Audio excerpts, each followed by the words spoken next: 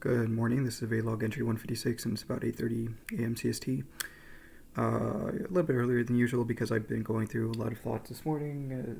I don't know why I'm going through these patterns again, but I think it's probably because last night I decided to instill some of my old habits that I used to have when I was trying to be healthier. I've been a little bit irresponsible when it comes to just like taking care of my body and whatnot, but I gave myself a little bit of a break because it's the holidays and I was kind of indulging a little bit and just enjoying my time, trying to at least. And I was in the dumps yesterday though. I don't know, like every time I talk to my parents, I just have no energy, and I think that's just my body telling me that it's disinterested in most conversations I have with my family. It's just it has no sustenance, unfortunately, at least for my mind, at least. So I just kind of listen to them and let them talk about their day. And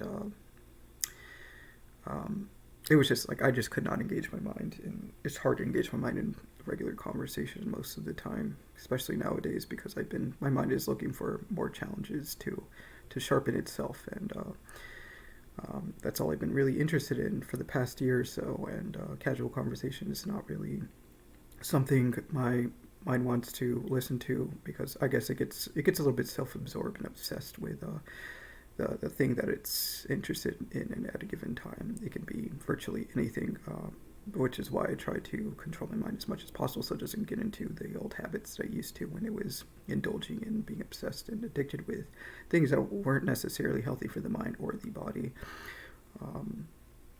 Yeah, so yeah, I mean, again, I said I was going to wait until uh, probably the beginning of this year before I start creating my 2025. I'm going to call it an obstacle course because I like gamifying this world. I like making it more interesting for my mind so I can actually be challenged for once as opposed to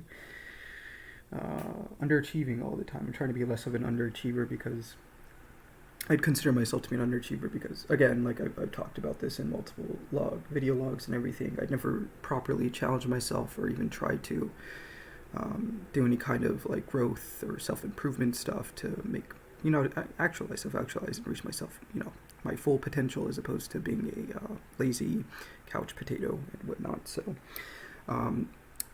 which, I had a nice taste of it this year, 2024, and I liked it quite a bit. I enjoyed it more than I expected to, and I think 2025 is going to be more around shaping certain parts of my character and just being generally smarter about just the world and not being just, kind of focusing. I mean, I'm going to hone in on like one skill most likely, which is probably going to be computer science for now, and just sharpening my critical thinking and analytical and just general self-discipline. And yeah, so I've already said I was going to do at least for the first 2 quarters of the year, the first half of the year. And I have a general mapping / obstacle course or whatever you want to call it, but I'm not sure if yeah, I think by the end of this lease I may be in a completely different area. I'm hoping to be, because I'm getting kind of bored of this area at least. And I don't think going to another neighborhood would satisfy my curiosity or my innate desire to just completely. I kind of want to go through a complete overhaul by the second half of 2025, and I'm hoping I can actually travel overseas to a country maybe, but I'm not sure yet. I may just do general traveling before I decide to commit to a general area as opposed to just going all in, and we'll see. I tend to be a little bit crazy at times, and which is, as long as I'm not self-destructing, that's fine. I'm fine with doing riskier things that is conventionally seen as dangerous. Not really dangerous, but just unconventional. I don't know. Just seen as or unordinary, or just, yeah, I don't know. I'm having trouble finding words right now. Yeah, I don't know. I'm just getting kind of bored of this world. But, I mean, I do have a few challenges and whatnot, and I like programming, and programming is fun. I just which is why, programming is definitely a challenge. My challenge is actually being patient enough to see a full product come into realization, as opposed to giving up on the product within the first few weeks or months, depending on how long it is and how much work it takes. And I don't know, I have trouble with finishing projects and whatnot. So that's a part of my self-improvement thing I want to do, spiel that I want to do for 2025, is actually finishing products. And I think a good way of finishing products is doing what I did with this, like my overhaul of my life that I did in 2024. I did a bunch of videos actually making me accountable and actually giving updates on what I'm doing to improve my life, as opposed to, I think if I didn't do these videos, it would have been extremely difficult for me to actually make those changes in my life. So I think I may do the same thing with programming, but not on an update basis. More of a, I think since I want to sharpen my focus more as well. I may be making either live streams or live videos to make me less impatient, because I tend to be less impatient when I'm working with somebody or having somebody watch me. At least when I have the camera on, that just somebody watch me, because I want to post it on YouTube to make myself look good, I guess. And that would actually kind of debunk my perfectionistic attitude, because I know I can't just sit down and think the whole time. I'd actually have to move forward in some direction without necessarily having to know every single possible variable. And I think that would be a good idea for me. And, I was kind of inspired by, what's his name, George Hotz. George Hotz does that a lot, too, when he's doing minor endeavors, whether it's his main project, which I know he's mainly focused on artificial intelligence and Comm AI, as of now at least. And he made a big project on TinyGrad. I think he did all of that live streaming. So, I mean, it seems like a good idea for somebody that's more, I would say, lighthearted, not as serious about these kinds of things and whatnot. And I am serious. It's just kind of hard at times. Like it's hard being patient with technology too, and it can be unpredictable at times. And yeah, so I mean, I'm hoping that if I actually post, if I do, like, I don't know, maybe I'll do a challenge where I do a video each and every day of the year of 2025 for at least an hour. At least an hour. I'll give it an hour. And I think for me, what's going to happen is it'll start off probably like an hour or so, and then it'll become like more extended videos that are actually, that may end out being 8 hours, like George Hotz videos, and maybe 4 to 5 hours. But we'll see how it goes. And I'm not sure if I want to make another channel or if I'm going to just keep it here. But we'll see.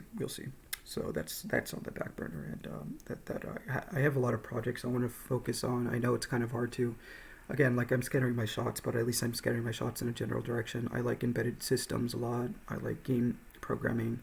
Well, it seems interesting. I just have to be patient for it. And most likely, if I decide to do game programming, I'd like to start off with SDL2, because I like C.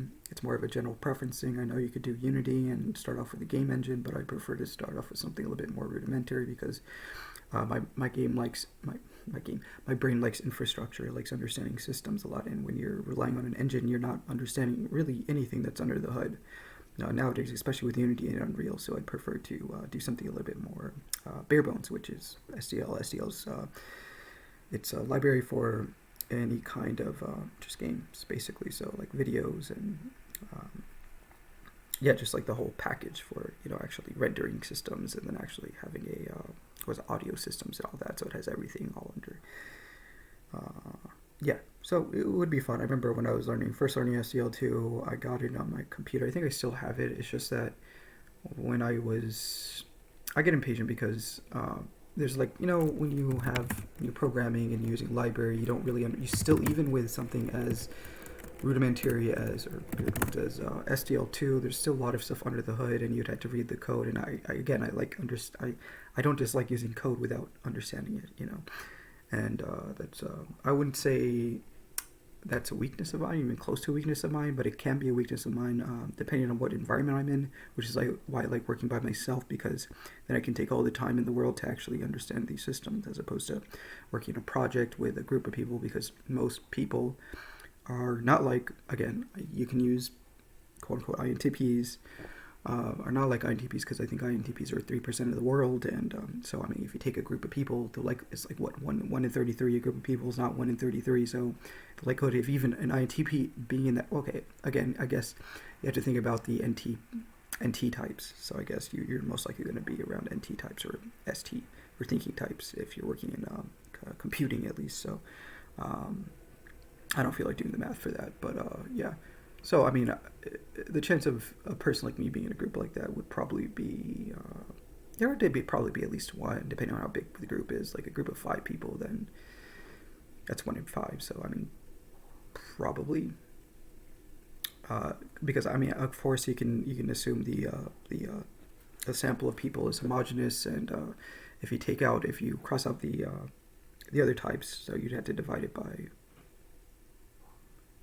4, because again, you'd have to think of like, well, if it's NT types, then that means you'd have to divide it by 4, because the how would I be able to explain this from a probabilistic perspective? I don't know. It's kind of hard to explain, and I don't feel like just my intuition mainly speaking, but I know that I know this already.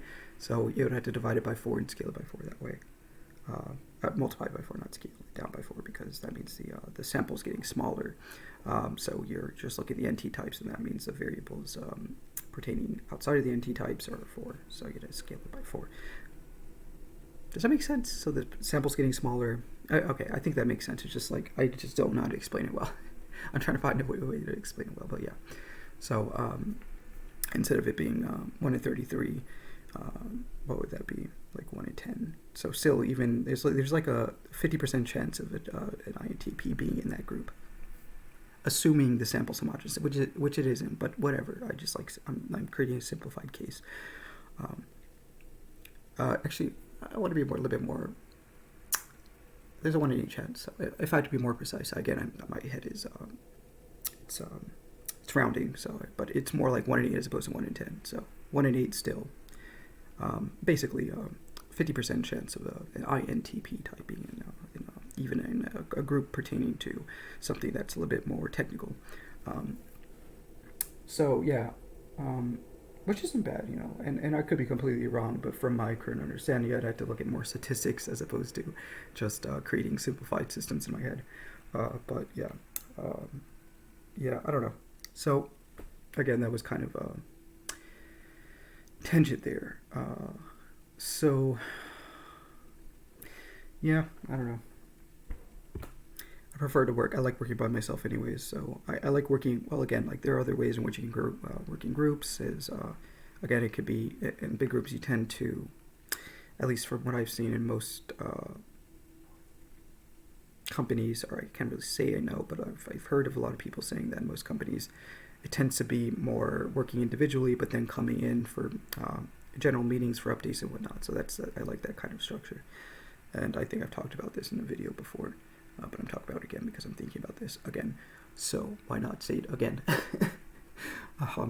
So I think I would find it to be fun to work in an environment like that, and as long as I actually sharpen my technical skills, and I would say my inherent capability is there. It's just having to actually work on sharpening those skills, and that takes discipline and work. So I'm going to be focused on that for 2025, and I want to get better at actually communicating and whatnot. And then yesterday I was thinking about debating, because I see a lot of smart people doing that, but then I realized it's just not my kind of thing. It's like, it's cool that other smart people can do it, the ENTP types, if you want to use personality types.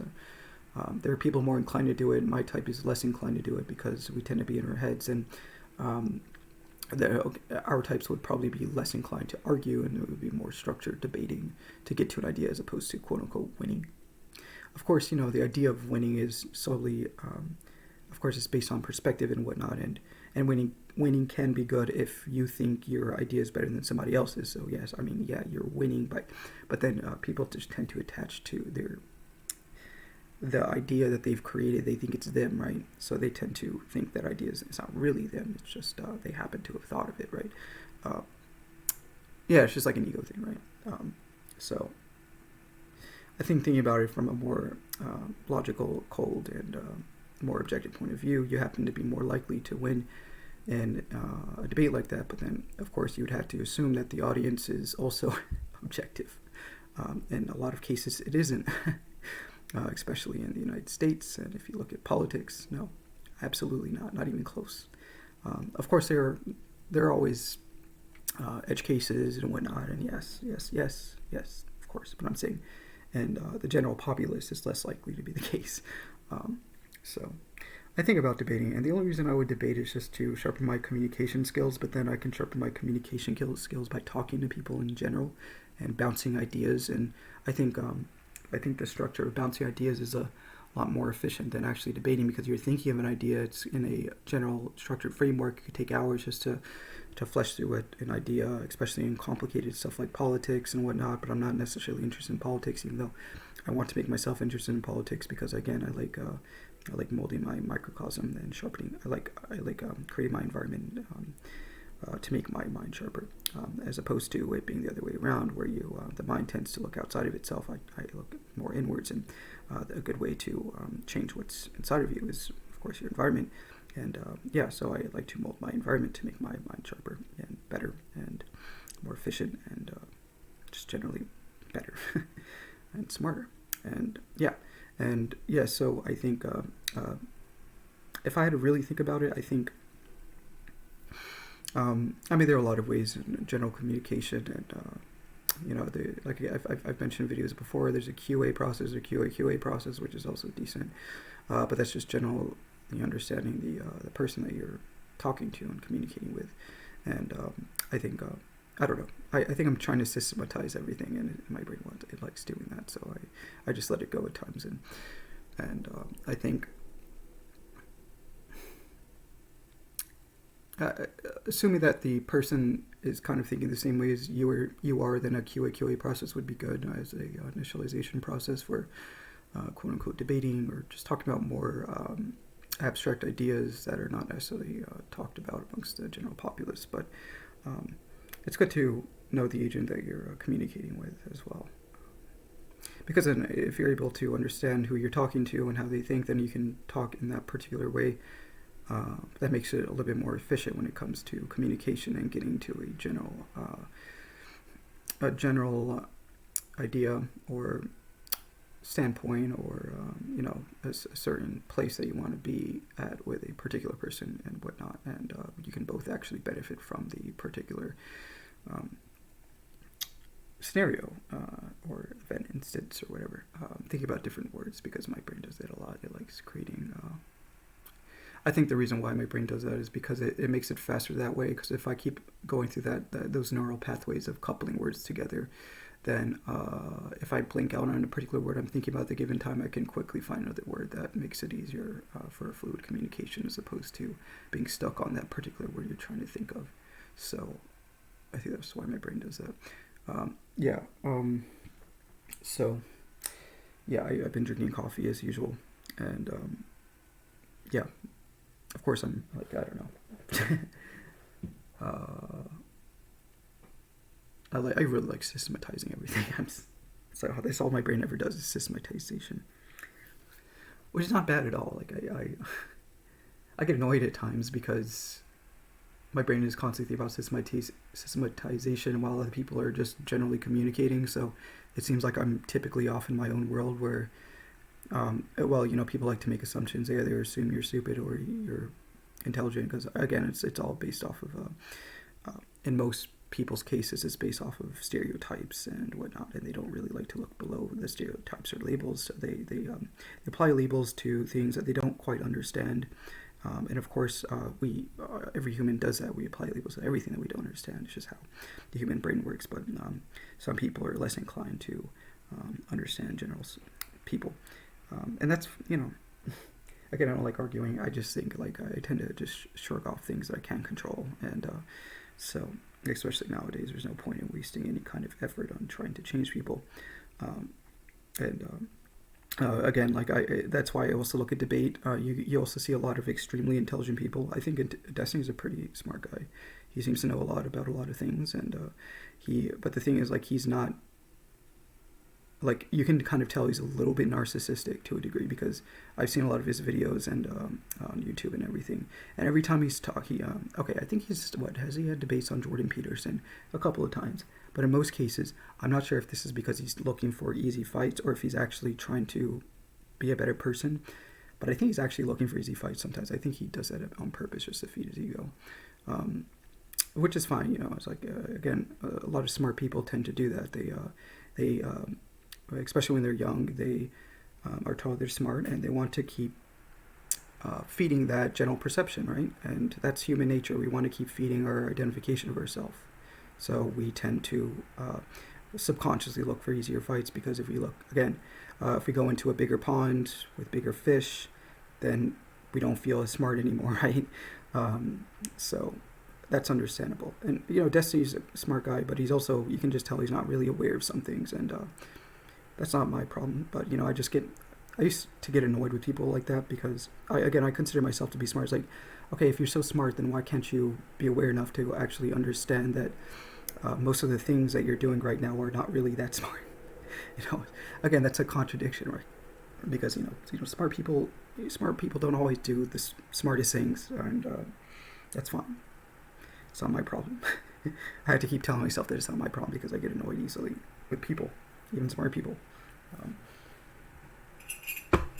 It's like, okay, I don't know. Again, I guess I consider myself to be more practical. I like looking at things more objectively, and I like looking at things that can actually impact the world to some degree, or not impact the world. I prefer not to impact the world than to impact it negatively. So most of the time I just stay quiet, because it's a waste of energy. I like conserving my energy on things that are actually beneficial to me or the world. So, but that's just me being more realistic and whatnot. And but I guess it's I don't know. People call me boring because I don't like being human. I don't know. I've had enough of being human. It got boring. I personally think being human is boring. So I don't understand why people argue. It's like, you're boring. It's like, well, I think you guys are boring. Like, shit, so who's the boring person here? I don't know. Fuck. Does that make sense? I don't know. I get annoyed sometimes.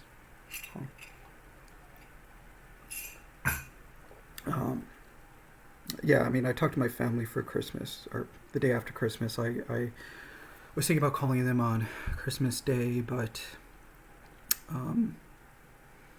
I just wasn't feeling it. And I was honest with them. I've been honest with them for the past few years, and they're actually slowly tapering off and respecting my boundaries. And I'm actually really proud of them, because they used to not respect my boundaries, no matter how many times I would tell them.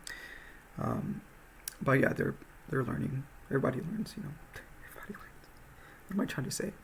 Everybody's learning. That's how I have to be patient with people. It's like, oh, we're all in our own place in life, and yeah, I'm just trying to be more positive. But sometimes I tend to be pessimistic about things, and I've gotten much better. That's all I can say. I've gotten much better. I'm not depressed anymore, at least. Sometimes I wonder, because yesterday I don't know, I was just kind of in a bad mood, and I haven't been active. I haven't been taking care of my body, and also, like, I think I missed out on a couple of days of not going on walks. I think that was just based on the sequence of events that I imposed on myself, because I said, it's a holidays, might as well be lazy and not take care of my body and indulge. So I've already talked about that, and yeah. What else to talk about? I don't know. Maybe I'll do some programming today. I haven't been in the mood to program, because I've been in a pensive mood. Pensive, where did that word come from? I don't know. But I know pensive, it means it's basically the same as contemplative, which is like being more thoughtful and being in your internal world. And that's my modus operandi, is to be pensive and self-reflective. I like self-reflection quite a bit, actually, more than the average human. But yeah, I don't know. So I'm fine with that. Again, like, I'm not going to push myself until the beginning of 2025, and I already talked about, yeah. So I don't know what else. I'm just kind of free-balling and letting my mind wander, because it feels good doing that. Even though I can't do that all the time, of course, but I like to do it in these videos. Um, I'm just letting my mind sit for a second so I can actually find something else to talk about. I guess I just don't have much to talk about. I always say that, but I talked about things for almost 30 minutes at a fairly fast pace, so I guess I had quite a bit.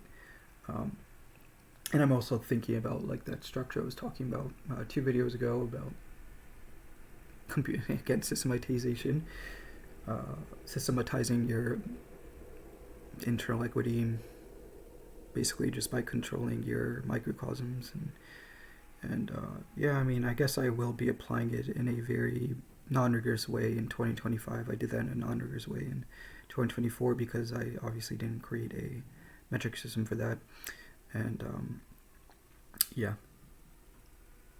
that takes creating, like, actually looking at the dynamics of, like, and the calculus of the system that I created. It takes a little bit of work. You actually have to understand its characteristics and theorems and all that mathy stuff that people do in real analysis, and then actually creating a metric system, which is in real analysis too. Metric space, I guess, yeah. I mean, it doesn't have to be that rigorous, but, I like rigor sometimes. I'm more of an intuitive human being, so I tend to not worry about rigor as much as other people do. Although, like, I value rigor, but I tend to still... I value it quite a bit, but, your preferences tend to be not what you actually value, if that kind of makes sense. At least what your mind tends toward, unless your general preferences, like, I value this, like your morals and all that.